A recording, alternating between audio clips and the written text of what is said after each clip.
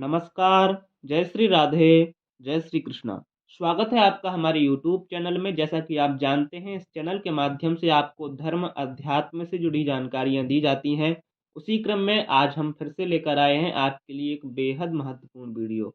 इस वीडियो में हम पुत्रदा एकादशी की संपूर्ण व्रत कथा आपको श्रवण कराएंगे।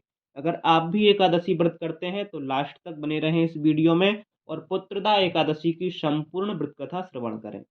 पुत्रदा एकादशी, जिसे हम बैकुंठ एकादशी भी कहते हैं, यह व्रत हर साल पौष माह के शुक्ल पक्ष में एकादशी तिथि को पड़ता है।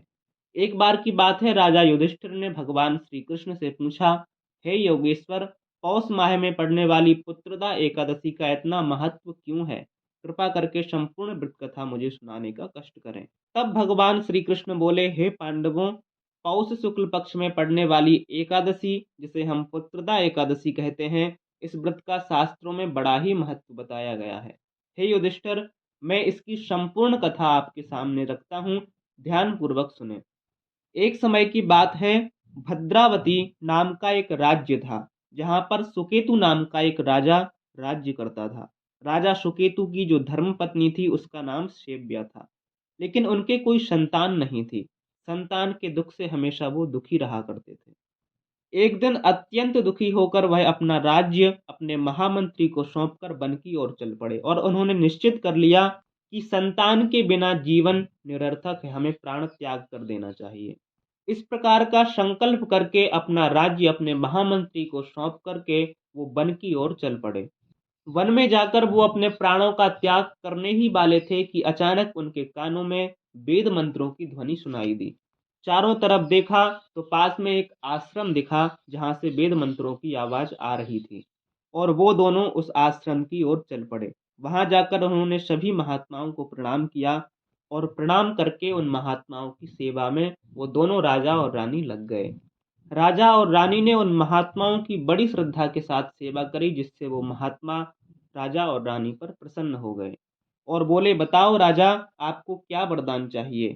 तब राजा ने कहा, मेरे कोई संतान नहीं है, मुझे एक पुत्र चाहिए। राजा रानी ने बड़े भाव के साथ विनम्र निवेदन किया, हे महात्मन, मेरे पास धन संपत्ति वैभव ऐश्वर्य सब कुछ है, केवल एक संतान मुझे चाहिए, इसके अलावा मैं और दूसरी कोई इच्छा नहीं रखता। तब वह महात्मा बोले कि हे राजन, अगर तुम दोनों पति पत्नी साथ में पौष मास की शुक्ल पक्ष में पड़ने वाली एकादशी तिथि का व्रत करोगे तो निश्चित रूप से तुम्हें संतान सुख प्राप्त होगा। ऐसा सुनकर राजा रानी अपने नगर की ओर वापस आए और समय आने पर पूरी श्रद्धा के साथ उन्होंने पौष माह में शुक्ल पक्ष में पुत्रदा एकादशी का व्रत धारण किया। एकादशी के व्रत का ऐसा प्रभाव था कि उनके व्रत से, उनकी श्रद्धा से भगवान श्रीमन्नारायण प्रसन्न हो गए और 9 महीने बाद रानी के गर्भ से एक सुंदर बालक का जन्म हुआ।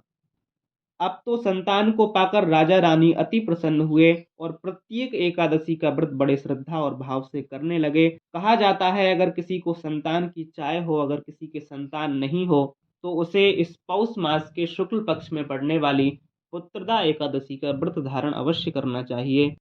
श्रद्धा और भाव से इस पुत्रदा एकादशी का व्रत करने से शीघ्र ही संतान सुख प्राप्त होता है।